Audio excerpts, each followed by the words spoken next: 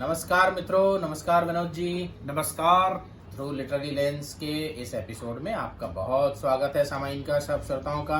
जी, आज भारतीय नव वर्ष है जी 2081 2081 विक्रम संवत और महाराष्ट्र में गुड़ी पड़वा और सिंधी भाषी इसको चेत्री चंद के नाम से पुकारते हैं और अलग अलग प्रदेशों में इसका अलग अलग नाम है। तो आप सभी को नव वर्ष की बधाइयां थ्रू लिटरेरी लेंस। और नए साल में विनोद जी कुछ जी कहानी वानी सुना दीजिए। जी बिल्कुल, कहानी और कहानी भी हम सुनाएंगे हम्म। एक ऐसे महान साहित्यकार की जिस पर संपूर्ण दुनिया गर्व करती है और जिन्हें नोबेल प्राइज मिला था लिटरेचर के लिए। एशिया के पहले व्यक्ति थे। 1913 he got Nobel Prize for his collection of poems Geetanjali. तो गीतांजलि पर क्यों नहीं चर्चा करते विनोद जी? बिल्कुल करेंगे, लेकिन आज गुरुदेव रविंद्रनाथ टैगोर साहब की एक बहुचर्चित कहानी पर हम बात करेंगे। अच्छा। जिसका नाम है अपरिचिता। अपरिचिता यानी जिसके साथ परिचय न हो आपका।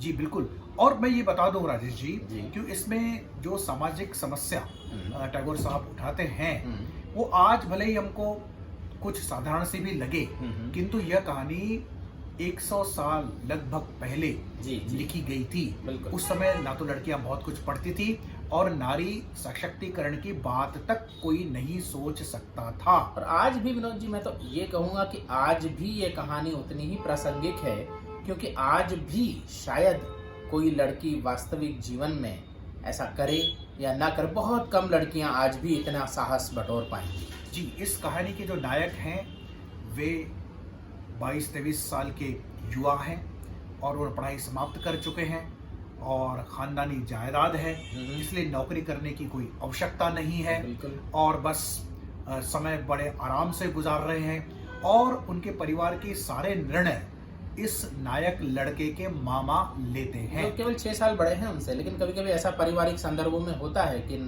रिश्ते नाते की जो बात है, चाहे उम्र में बहुत बड़े नहीं हैं, लेकिन सारे निर्णय मामा ही लेते हैं। और मामा का स्वभाव बड़ा विचित्र है। जी। वो चाहते हैं कि दहेज में बहुत सारा पैसा भांजे के लिए मिले, किंतु भांजे के ससुराल धनाढ्य न हो, वो साधारण लोग हों ताकि पैसे भी दें। हाँ। और इनके सामने दबे भी रहें। तो ये बहुत ही एक प्रकार का कनिंग नेचर जिसे मैं कहूंगा वो मामा जी का है। और जब डॉक्टर शंभुनाथ के यहाँ जाते हैं रिश्ता कराने, शादी के लिए जाते हैं। जी बिल्कुल। उनकी बेटी से शादी कराने। एक रवि नाम के इनके मित्र हैं। जी जी। और वो इस डॉक्टर शंभुनाथ सेन साहब की लड़की का रिश्ता इनके भांजे के लिए लाते हैं और इन्हें पसंद आ जाता है। हालांकि लड़का लड़की को देखता नहीं है, उस जमाने में नहीं देखा जाता था।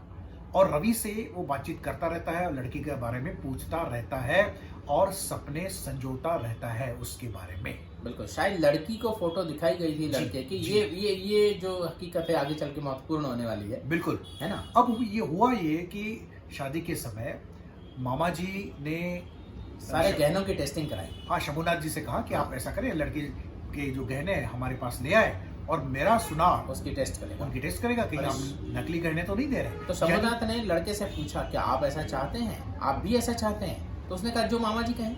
जो मामा जी कहे। इससे पता चलता कि लड़का पढ़ा लिखा था, अच्छे परिवार का भी था, किंतु उसको अपने निर्णय लेने की क्षमता नहीं थी। तो देखिए आज भी विनोद जी इस दहेज की जब बात आती है तो लड़के से पूछा जाए, लड़का दहेज के मामले में जो हमारे माँ बाप कहें, जी जो कहें उस तरह से। ये बहुत अजीब सी बात है। और यही टैगोर साहब इंगित कर रहे हैं कि अगर आप मर्द हैं, अगर आप डोमिनेटिंग हैं बाकी मामलों में, तो इस मामलों में क्यों नहीं? मतलब कोई भी मर्द की भी बात नहीं है, कोई भी अगर आप इंसान हैं, मानव हैं और अस्तित्व रखते हैं अपना, जो कि रखना चाहिए, तो आपको अपने निर्णय स्वयं लेने का एक पावर, एक उतना असर्शन होना चाहिए। अब शंभुनाथ जी इस बात से बहुत, अब यही बात आगे चल के जब आएगी लड़की की बात साबित होती है किस तरह से वो करती है, आगे देखेंगे।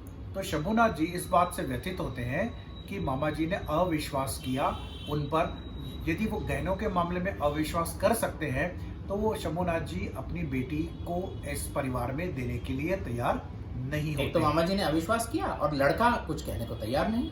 तो दूल्हा कुछ कहने को तैयार नहीं। उन्होंने शादी से इनकार कर दिया। टेस्ट तो करवा ली गहनों की, लेकिन बड़े नाटकीय ढंग से अच्छे तरीके से शादी से इनकार किया कि आप चलिए खाना खा लीजिए, खाना खा और लीजिए, फिर आप मंडप में चलें शादी के लिए। नहीं, आपके लिए सवारी तैयार सवारी है, है। और बड़े शालीनता के जी, साथ जी, जी। उन्हें वापस घर भिजवा दिया। तो इस जो लड़के को बहुत दुख हुआ, जो कि सपने सजे हुए था, बस एक कदम मिलन की घड़ी दूर रह गई थी और अचानक ये मामला हो गया।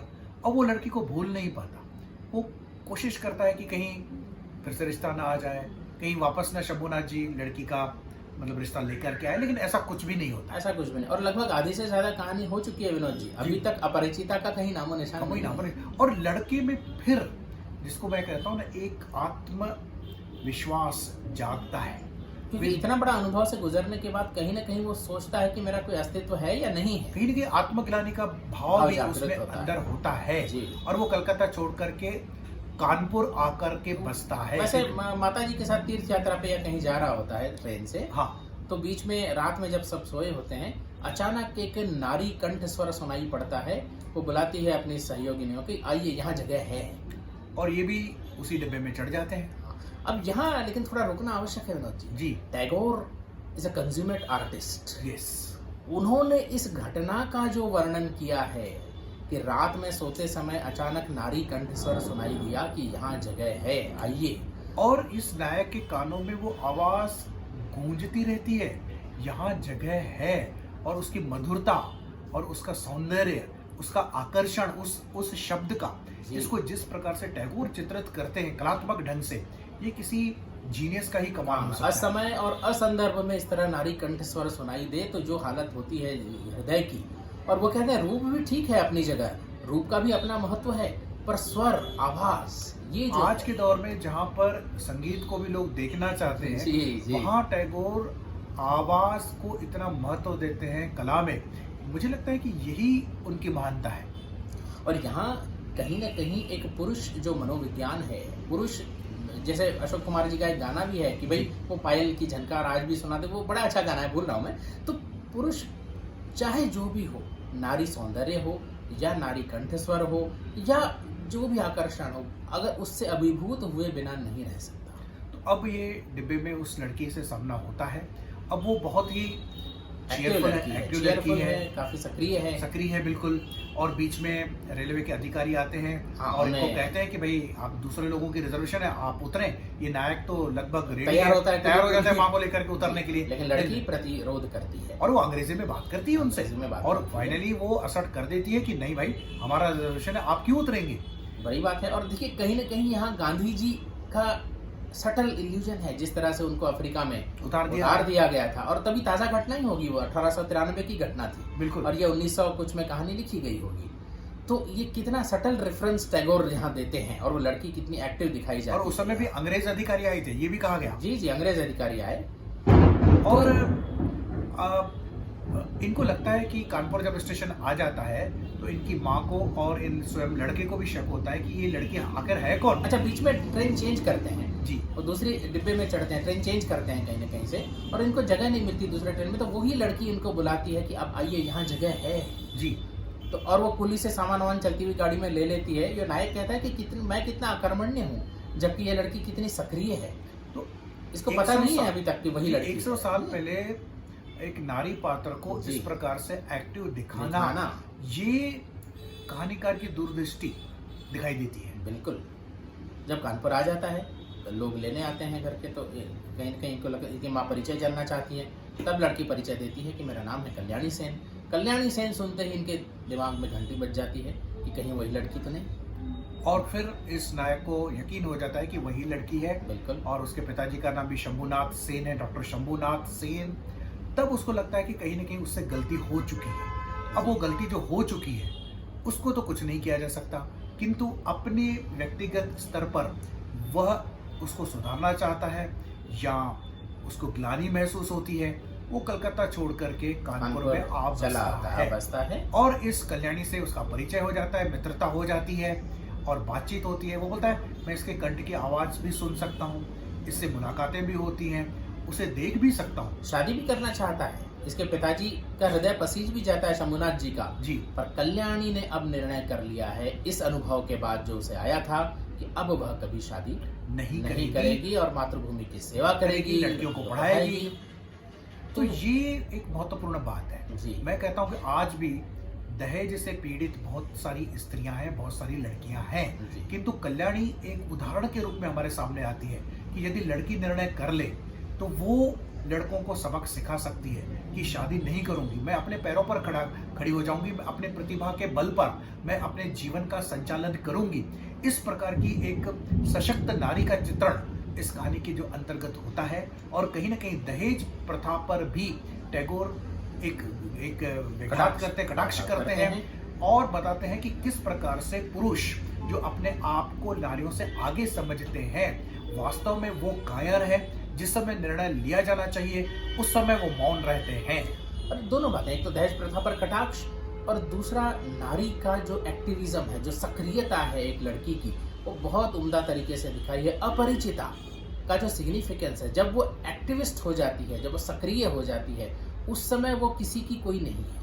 उस समय वो एक कार्यशील नारी है जिसको जो अपने अधिकारों के प्रति सजग है, जो एक अनुभव से गुजरी है और उस अनुभव का उसने जिस तरह से उसको अपने आप में सम्मोहित किया है और जो उसने निर्णय किया है कि अब वो वही करेगी, तो आखिरी तक वो पिघल कर शादी नहीं कर लेती कि एक नारी का कर्तव्य है शादी करना, गृहिणी बनना, इस तरह से नहीं बनती वो।